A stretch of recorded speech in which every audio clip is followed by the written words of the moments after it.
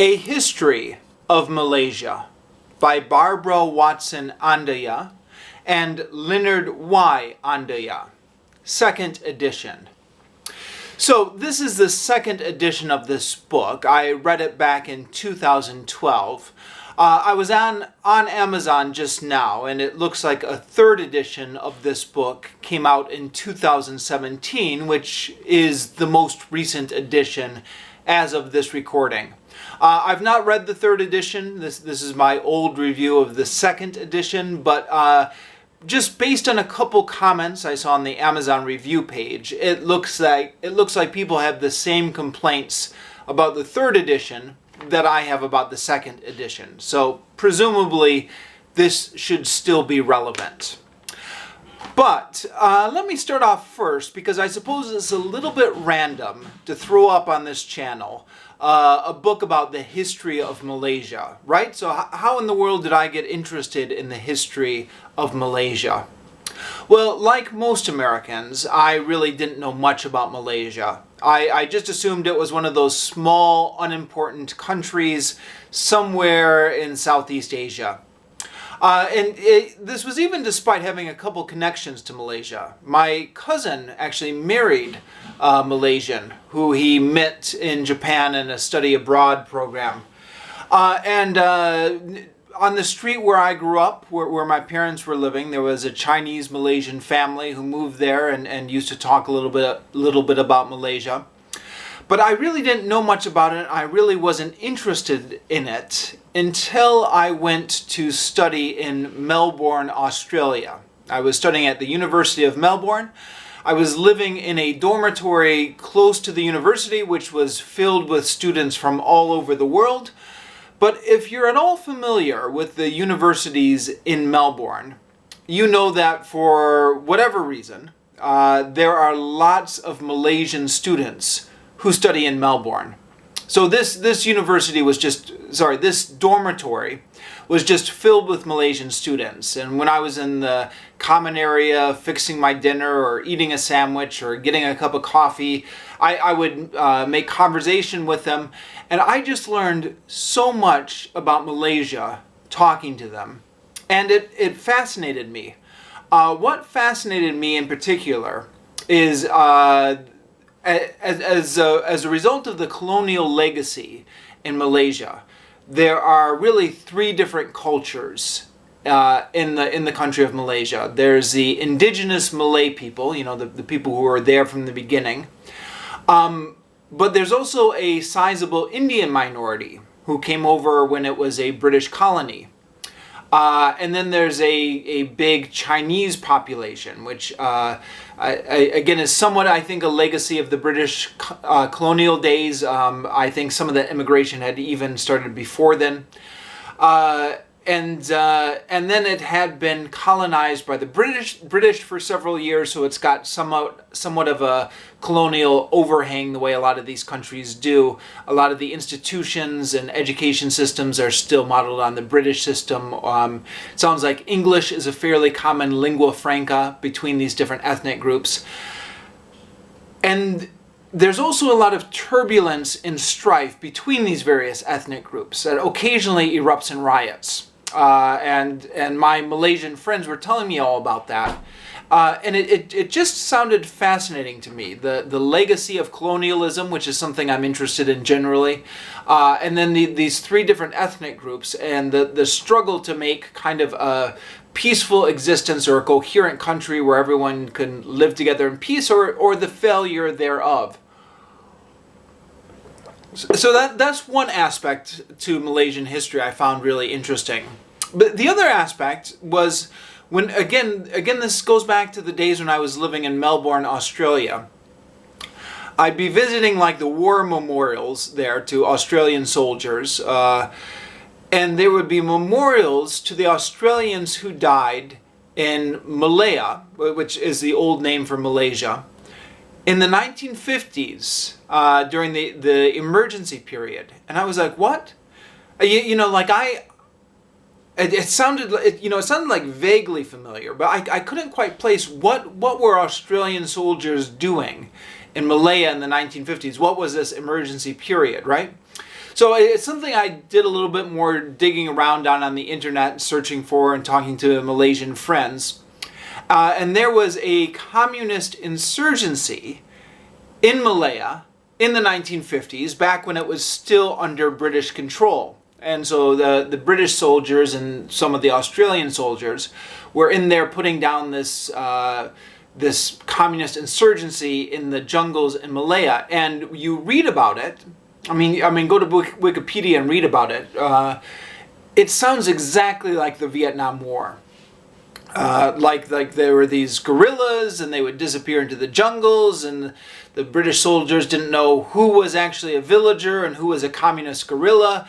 So they did all these relocations where they relocated all these villages and set up strategic hamlets.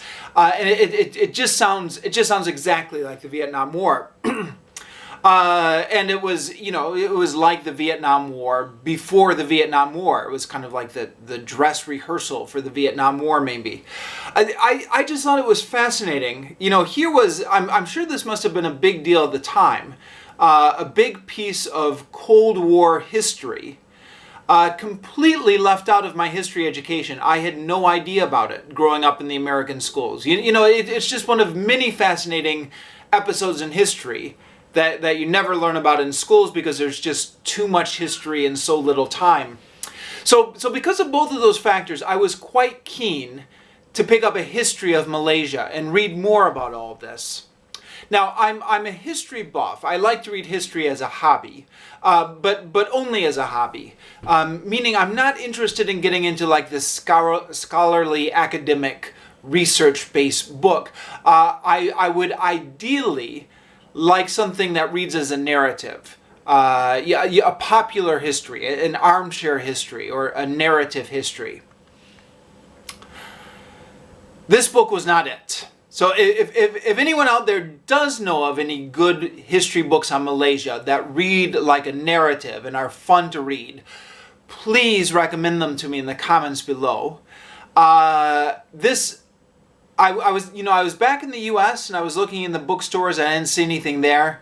I was in Cambodia looking in the expat bookstores there. I didn't see anything. I found this book actually when I was traveling in Malaysia because, after all that interest, I had a 3-week vacation at one point from where I was working in Cambodia and spent those 3 weeks traveling along in Malaysia. And in Kuala Lumpur, the capital city of Malaysia, they have some very decent English bookstores. Again, maybe a legacy of the British colonial legacy is that there's a lot of English-friendly stuff in the capital. And this was the only history book I could find there on the history of Malaysia. And, somebody on Amazon... I probably shouldn't be quoting random people I don't know who I just saw on Amazon, but I'll leave the link to his review and you can judge for yourself. He seems to know what he's talking about. He says the reason that this book is in the bookstores in Malaysia in the first place is because it's a very safe retelling of Malaysian history that the government is comfortable with. And consequently, it leaves out all the interesting stuff or all the more controversial stuff. I really don't know much about that per se, but I do know that it was not very interesting to read. So it's a textbook, essentially. It's designed to be used for graduate survey courses on Malaysian history. Now, it never says this anywhere in the book. It never says, "Dear college students, here's your textbook," or anything like that. But it's just obvious if you know anything about textbooks. And I was a history major myself as an undergraduate, so I've read a fair few of these books. I wish I could say it was fun to read, but unfortunately the thing reads like a textbook. It's filled with dry prose that seems almost designed to put you to sleep. The authors seem more concerned about avoiding controversy than advancing any interesting arguments. It contains very few interesting stories, but is packed with statistics, figures, and analysis. The reader is overwhelmed with strange names, most of which appear briefly on the page and then never reappear again. Although once in a while they do. Every once in a while, one of these names, one of the hundreds of names they've been throwing at you will reappear several pages later, and the authors will not reintroduce who this is. They're just assuming that you've memorized all these hundreds of names that they're throwing at you. And that's really annoying, because then I have to kind of go and flip back and be like, all right, who was this again? How was I supposed to remember that? It gets irritating. Books like this, I think, are why so many people think they hate history. You talk to a lot of students and they're like, oh, I hate history class. And I'm like, hate history? History is fascinating. But then you get to textbooks like this, right? And you're like, oh, okay. I can see why people think they hate history. Obviously, history is most interesting when you can look at when you can look at people's individual stories in detail.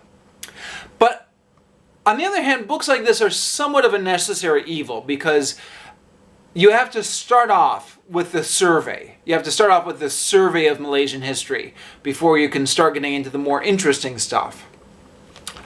And I do have to admit, I mean, fair is fair, I did learn a lot of Malaysian history from this book. I didn't particularly enjoy the journey.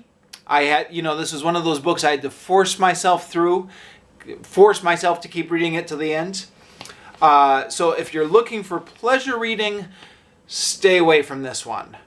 But, if you want a book that will give you a rough survey of Malaysian history and you can learn some stuff, particularly if you like statistics, then go for this book. Now, the beginning of this book starts out in the prehistoric period. And again, anyone's familiar with these kind of survey history books, this should be very familiar genre. This is before any historical records. So it's all based on conjecture, based on archaeological evidence, and then that archaeological evidence is supplemented by modern anthropology. For example, they're conjecturing how the ancient Malayan people behaved based on what anthropologists know about how jungle tribes behave today. There are no individual stories to tell in this part, so this part of the book was pretty boring, but I kept chugging on through, thinking that it would get more interesting once we arrived to the time when historical records were kept. But it doesn't get more interesting. It gets a little bit more interesting, but not by much. Partly, this is because of the author's fondness for an analytical approach to history, rather than a narrative approach. All the interesting events in Malaysia's history are covered briefly with just a few sentences. On the other hand, the authors spend pages and pages analyzing statistics and demographic trends.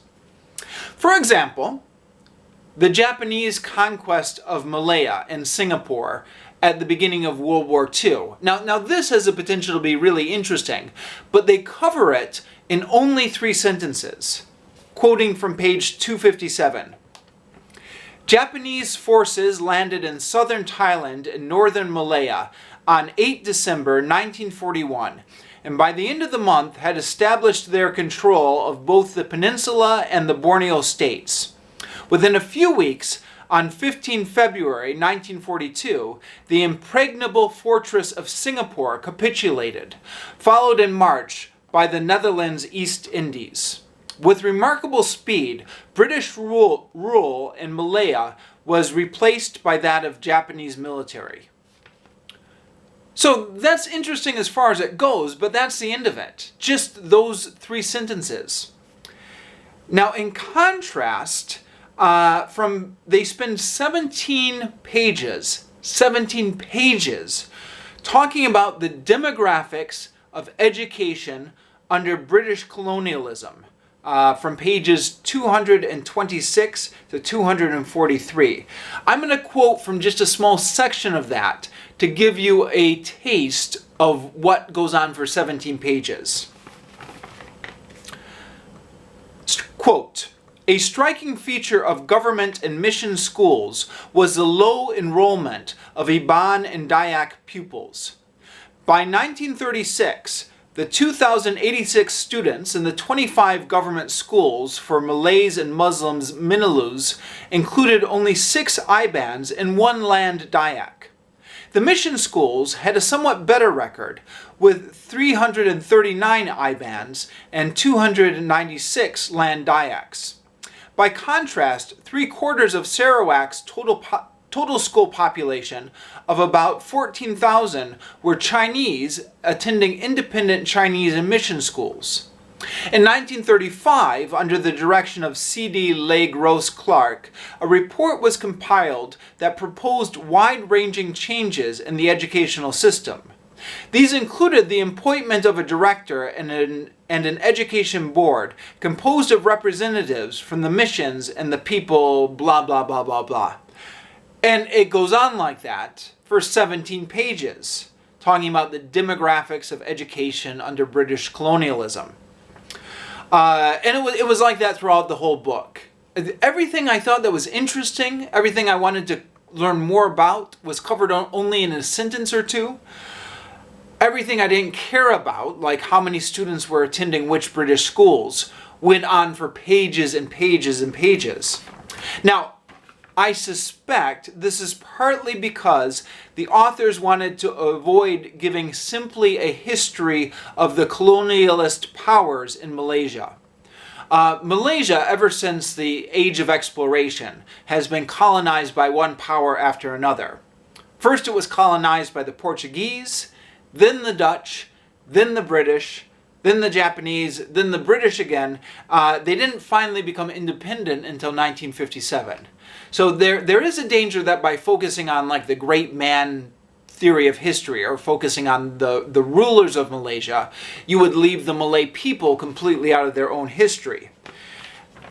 And I'm sympathetic to this concern, and broadly sympathetic to the idea of history from below, at least in theory. But there's got to be a better way to do this than death by statistics.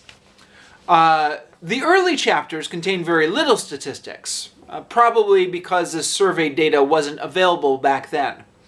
But then, once the authors reach the period of British colonialism, they can't seem to help themselves from overusing all the statistics and data that the British collected. After World War II, the book does become a little bit more interesting, with the story of Malaysia's struggle for independence and the communist emergency period that I was talking about previously. But then, once independence has been achieved, the authors fall back on statistics, again, analyzing the new economic policy in terms of percentages of ethnic groups. And then the last few pages on modern Malaysia is spent analyzing voting patterns of different demographics. Now, as I said, I went to Amazon.com to check the reviews that were left there for this book, and yeah, it's mostly negative and people seem to share my frustration. So, you don't take my word for it. Other people are also frustrated with this book. That being said, to be fair, it's a textbook, and I'm reviewing it from the perspective of somebody who picked it up for pleasure reading. So there's that. Arguably, my review of it is a little bit unfair. I don't know. But make up your own mind. Check out this book or don't. That's my review. Small addendum here at the end. I always like to kind of keep track of, when I read history books, of what overlaps with other history books I've been reading. In this case, a few of the characters from Malaysian history have popped up in some of the Flashman books I've been reading. Flashman is historical fiction, so I'm going to count that. There's James Brooke, who was one of the main characters in Flashman's Lady, a historical fiction. He was an eccentric British adventurer who colonized northern Borneo, which is now part of Malaysia. There was also a Chinese millionaire in Singapore, Whampoa, mentioned very briefly in this history, one of many names that gets thrown at the reader. He was also in Flashman's Lady. And then Captain T.C.S. Speedy, another eccentric British adventurer. He pops up a couple times in this book as one of the British administrators in Malaysia. He was in the Flashman book I reviewed previously, Flashman on the March, because he also took part in the British expedition in Abyssinia and was one of the characters in the historical novel Flashman on the March about that expedition. Okay, I'm going to finish here.